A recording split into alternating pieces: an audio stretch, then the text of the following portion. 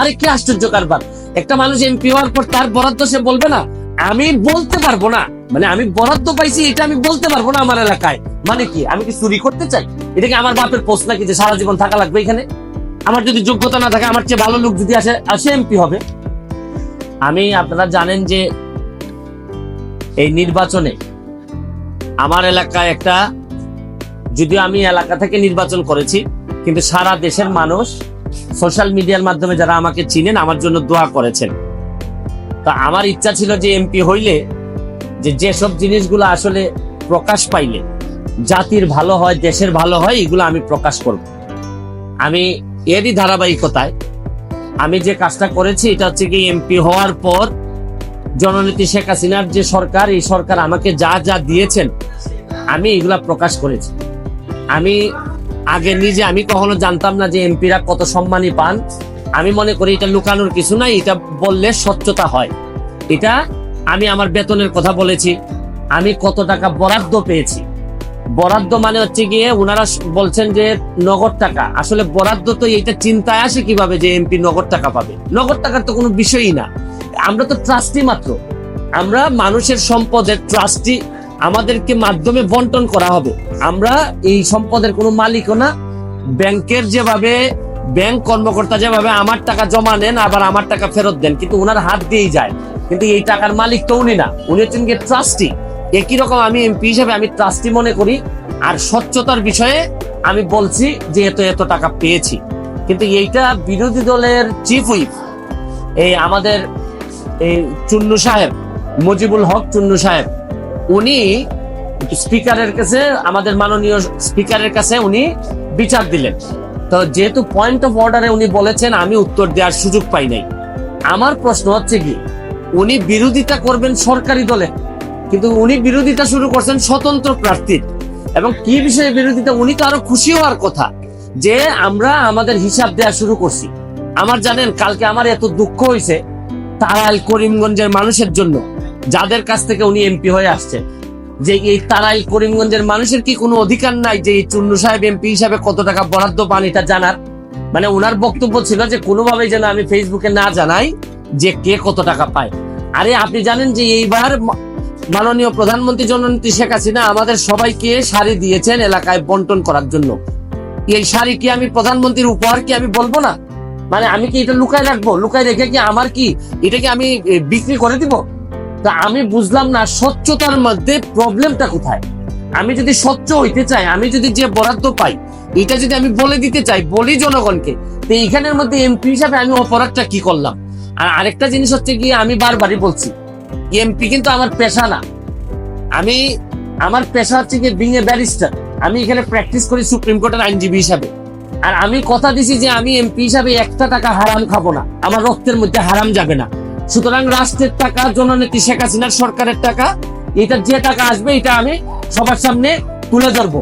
এখন আমার কেন জানি মনে হইতেছে যে মুজিবুল হক চুন্নু সাহেবের হয়তো আমি বলে দেওয়াতে সমস্যা হচ্ছে, যে উনার মনে হয় রাজনীতি করাটাই পেশা। এটা থেকেই উনি সবকিছু নির্বাহ করেন কিনা আমার জানা নাই, কারণ উনার আলাদা কোনো পেশা থাকলে এটা নিয়ে উনি কোনো চিন্তা করতেন না। তবে কালকে উনি একটা বুদ্ধি করে কাজ করছেন, বাকি সব এমপিরা উনার দলে টানার চেষ্টা করছেন যে 349 জন এমপির নাকি বদনাম হচ্ছে। আরে কি আশ্চর্য কারবার! একটা মানুষ এমপি হওয়ার পর তার বরাদ্দ সে বলবে না যে আপনারা জনগণের এই বরাদ্দ আসছে, আপনারা আপনারটা ভাগ করে নেবেন? এটার বলার মধ্যে শুনেন, এই মুজিবুল হক চুন্নু সাহেব সম্ভবত এই প্রথম বঙ্গবন্ধুর একজন আদর্শের সৈনিকের মুখোমুখি হয়েছেন। এর আগে হয়তো উনি ওইভাবে মিট করেন নাই, কারণ উনি তো হচ্ছেন গিয়ে একজন স্বৈরা শাসক এরশাদের নেতা। স্বৈরা শাসক এরশাদ, যিনি সারা জীবন এরকম জোর জবরদস্তি আর টাকা বানানো ছাড়া তার নেতা কর্মীদের খুব বেশি কিছু শিখাই যান নাই। সবার না, অল্প কিছু নেতাদেরকে, যারা অনেক টাকার মালিক হয়েছেন এরশাদের আমলে। উনি তো এরশাদের স্বৈর শাসক এরশাদের একজন নেতা হয়ে উনি বঙ্গবন্ধুর আদর্শের সৈনিকের, প্রকৃত আদর্শের সৈনিকের মুখোমুখি এই প্রথম সংসদে হয়েছেন মনে হয়। এর আগে হয়তো তীব্রভাবে কারো মুখোমুখি হন নাই। এই জন্য উনার এত গাত্রদাহ। আর এত গাত্রদাহ কিসে? আরে ভাই আমার টাকা এটা। আর আরেকটা বিষয়, আমি যে আমার এলাকায় বলছি যে আমি 29 কোটি টাকা পাইছি বরাদ্দ, আমি কি কোনো কথা মিথ্যা বলছি? মিথ্যা বললে উনি আমার বিরুদ্ধে ব্যবস্থা নিন। আমি বলতে পারবো না, মানে আমি বরাদ্দ পাইছি এটা আমি বলতে পারবো না আমার এলাকায়, মানে কি আমি কি চুরি করতে চাই? মানে বিষয়টা যদি হইতো যে আমি এই টাকা পাই নাই, আমার 25 কোটি টাকা দেওয়া হয়েছে রাস্তা বানানোর জন্য, এটা আমার বরাদ্দ, আমি বলে দিব কোথায় কোথায় রাস্তা হবে। আমাকে দেওয়া হয়েছে মসজিদ মন্দিরে টাকা দেওয়ার জন্য 2 কোটি, এটা আমার বরাদ্দ, আমার নামে আসবে, আমি এগুলা দিয়ে দিব কোথায় কোথায় বরাদ্দ হবে। টিআর কাবিকা আসছে আমার নামে, আমি দিব কোথায় কোথায় বরাদ্দ দিয়ে দিব। আমার শুধু নিশ্চিত করতে হবে এই টাকাটা যেন আমি এবং আমার পরিবার খেয়ে না ফেলে, বা আমার লোকজন যেন খেয়ে না ফেলে। এইটার মধ্যে লুকালুকির কিছু আছে বলে আমার মনে হয় না। আপনি কি এখন তাহলে এই যে সমস্ত ফেসবুকে দিতেন এটা ওই যে ওই আপনার সুন্নু সাহেব, আমি আপনার একটা কথা বলি, এর চেয়ে বড় বড় সাহেবদের সাথে আমার দেখা হয়েছে, তারা আমার চরিত্র বদলায় নাই। আমি আমার যে কাজ বিশ্বাস করে করি, স্বচ্ছতার সাথে করার চেষ্টা করি, যতদিন করবো ততদিন এমপি থাকবো। এটা কি আমার বাপের পোস্ট নাকি যে সারা জীবন থাকা লাগবে এখানে? আমার যদি যোগ্যতা না থাকে, আমার চেয়ে ভালো লোক যদি আসে এমপি হবে, কিন্তু আমি যতদিন আছি ততদিন যেটা সাধারণ মানুষের, আমি চুন্নু সাহেবের কথায় আমি এমপি হই নাই, আমি এমপি হয়েছি আমার 7 লাখ মানুষের ভোটে এবং দোয়া এমপি হয়েছি এবং ল্যান্ডস্লাইড বিক্রি হয়েছে আমার। আমি আমার জনগণকে খুশি করার জন্য যা করব তাই করব, আমি এর বাইরে কোনোদিন যাওয়ার প্রশ্নই আসে না। এটা তো শুনেন, আমাদের পরিষ্কার, আমি আমার যে বক্তব্য আপনাদের সামনে দিলাম, এই বক্তব্য আমার মাননীয় স্পিকারের সামনে দিব, সেই এখানের মধ্যে আলাদা হওয়ার কোনো সুযোগ নাই। তবে আমার বিশ্বাস, এই যে এই মুজিবুল হক চুন্নু সাহেবের যে ব্রেইন আর যে অবস্থা, তার ব্যাপারে আমি যা শুনি, তাতে আমার বিশ্বাস মাননীয় স্পিকারও জানেন তার অবস্থাটা কি। যে তারে সে যখন বক্তব্য দেয়, আমি বুঝতেই পারি না কি বিরোধী দলের লোক বক্তব্য দিচ্ছে নাকি না সরকারি দল বক্তব্য দিচ্ছে। মানে এমন ভাবে সরকারের মধ্যে ঢুকে আছে এই ভদ্রলোককে বিরোধী। আরে ভাই, সবসময় সরকারি দলের সাপোর্ট করার জন্য তো মাঝে মধ্যে বিরোধিতা করতে হয়। সরকারি দলের মানে আপনি সবসময় ক্ষতি চাইবেন তা না। সরকারি দলের আরে বাপ তো মাঝে মধ্যে ছেলের সমালোচনা করে, ছেলে বাবার সমালোচনা করে। আমার তো মনে হয় যে এই চুন্নু সাহেবরা এমন ভাবে ভিতরে ঢুকছেন, এরা তাদের সক্ষমতা সম্পর্কে কিছু জানেও না, বুঝেও না। কেন যে বিরোধী দল হয়েছে আল্লাহ মাহবুদ জানে। আর এরা 11 জন, আর আমরা স্বতন্ত্র আছি 62 জন। আমরা তো হিসাবে তো আমরাই বিরোধী দল হওয়ার কথা, কিন্তু এখন কারণে ও কারণে আমরা যেহেতু উনারা একটা দল হিসাবে আসছেন, তা আমরা ওনারা মেনে নিছি। কিন্তু উনি তো সরকারি দলের বিরোধিতা না করে মাশাআল্লাহ এখন শুরু করছেন যে স্বতন্ত্র ক্যান্ডিডেট কেন টাকার ঘোষণা দিয়ে দেয়, এই কারণে উনি বিরোধিতা শুরু করছেন। আমার এখন তারাগার করিমগঞ্জবাসীর জন্য আল্লাহর কাছে দোয়া করা ছাড়া আপাতত আর কোনো পথ নেই।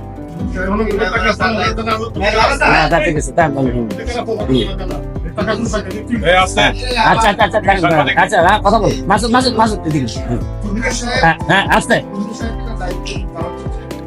আমি তো উনার দায়িত্ব কিভাবে পালন করছেন আমি জানি না, আপনাদেরকে একটা নমুনা দিলাম। উনার দায়িত্ব ছিল হচ্ছে বিরোধী দল হবে, সরকারের সমালোচনা করবে, সরকার যেন সঠিকভাবে চলতে পারে, দেশে যেন দুর্নীতি মুক্ত হয়, এইগুলার জন্য উনি প্রতিবাদ করবে। এটাই বিরোধী দলের দায়িত্ব বলে জানি। বিরোধী দলের দায়িত্ব যে স্বতন্ত্র, যে একটু ভালো কাজ করতে চায়, সৎ হইতে চায়, তারে যে চাপটি মারিয়া ধরে সংসদ থেকে বের করে দেওয়ার প্ল্যান করছেন, এটা তো আমার জানা ছিল না। আমার মনে হয় না এটা কোনো পৃথিবীর কোনো জায়গায় বিরোধী দলের দায়িত্ব এটা হইতে পারে। আমি খুব দুঃখের সাথে একটি বিষয় আপনার দৃষ্টি আকর্ষণ করছি। যে বিষয়টা বলবো সেটা আপনিও জড়িত, সংসদ নেতা জড়িত। 350 জন এমপির মধ্যে 349 জন এমপি জড়িত, শুধু একজন ছাড়া। আমাদের এই হাউসের একজন মাননীয় সদস্য, নামটা বলতে চাই না, তিনি নতুন নির্বাচিত হয়েছেন। তিনি ফেসবুকে কিছু বক্তব্য দিয়েছেন, যে বক্তব্যটা আমরা সবাই এফেক্টেড।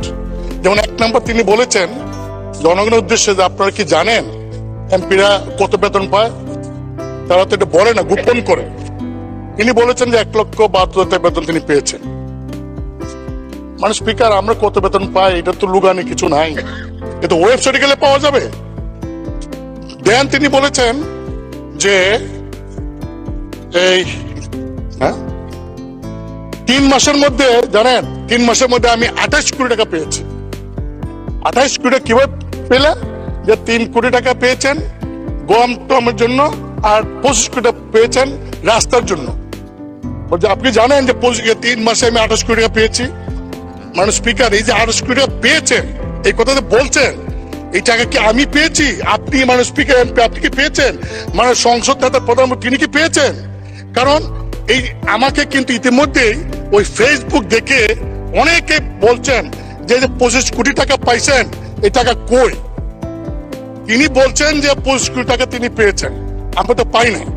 মানে স্পিকার, আপনি জানেন যে বর্তমান সরকার গত কয়েক বছরও আমাদেরকে এমপিদেরকে সুযোগ দিয়েছিলেন যে স্থানীয় সরকার মন্ত্রণালয়ে প্রতি বছর 4 কোটি করে, 5 বছরে 20 কোটি, এইবার বলেছেন 5 বছরের জন্য 25 কোটি টাকার প্রকল্প নাম দেওয়ার জন্য। মানে স্পিকার, আমি ক্লিয়ার বলতে চাই যে আগামী 5 বছরে আমরা কয়টা প্রকল্প করব নাম দিছি আমরা, টাকার সঙ্গে তো আমার কোনো সম্পর্ক নাই। এই আমরা নাম দেই, এলজিডি তারা সার্ভে করে, তারা টেন্ডার করে, তারপরে তারা কাজ করে, বাস্তবায়ন করে। কিন্তু মাননীয় সদস্য যেভাবে বলছেন যে আমরা 25 কোটি টাকা আমরা পেয়েছি, শুধু তাই না, তিনি আরো বলেছেন যে এমপি যে তো লাভবান, যদি আগে জানতাম তাহলে আরো আগে এমপি তুমি তো বড় ব্যবসা। মানে স্পিকার, আমি আপনাকে বলছি কারণ আপনি হলেন এই সংসদের গার্ডিয়ান। আমাদের কোন সদস্য যদি এমন কোন কথা বলে যে কথায় প্রধানমন্ত্রী মানে স্পিকার সহ 349 জন এমপি সম্পর্কে মানুষের কাছে ভুল বার্তা যাবে, তার সস্তা জনপ্রিয়তা অর্জন করার জন্য যদি এই ধরনের কথা বলে ভুল বার্তা যায়, সেই বিষয়টা আপনি দেখতে পারেন। মানে স্পিকার, কিছুদিন আগেও লোকসভাতে আচরণবিধির ভঙ্গের কারণে একজন ওয়েস্ট বেঙ্গলের একজন লোকসভার সদস্য মহিলা, তিনি প্রশ্ন করেছিলেন পার্লামেন্টে, দেখা গেল প্রশ্নটা যে কোন স্বার্থে বিনিময় করেছেন, তার মেম্বারশিপ নাই। আমি আপনাকে বলবো যে আমরা অনেক কথা বলবো, এখানে ডিবেট করব, কিন্তু এমন কোন কথা বলবো না, বলতে পারি না, অধিকার আমার নাই যে আমার কথা 349 জন এমপি তাদের ইজ্জতে যাবে, তাদের সম্পর্কে মানুষের মধ্যে একটা ভুল বোঝাবুঝি হবে। আপনি আমার কাছে মানে স্পিকার এটা আছে, পুরা রেকর্ডিংটা আছে, ভিডিওটা আছে, আমি আপনাকে পাইতে পারি। আপনি ভিডিও দেখেন, দেখে আমার কথাগুলি যদি মনে হয় আপনার যে ইয়েস আমি যা বলছি এই তার এই কথার কারণে জনগণের কাছে 349 জন এমপি সম্পর্কে ভুল বার্তা গিয়েছে, যদি আপনি এটা মনে করেন, তাহলে আপনি গার্ডিয়ান হিসেবে সেই সংসদ সদস্যকে দেখে আপনি তাকে কি করবেন, এটা আপনি একটা ব্যবস্থা নেবেন, এটা আমার অনুরোধ। মাননীয় স্পিকার, আপনাকে ধন্যবাদ। ধন্যবাদ মাননীয় বিরোধী দলীয় চিফ হুইপ, আপনাকে ধন্যবাদ।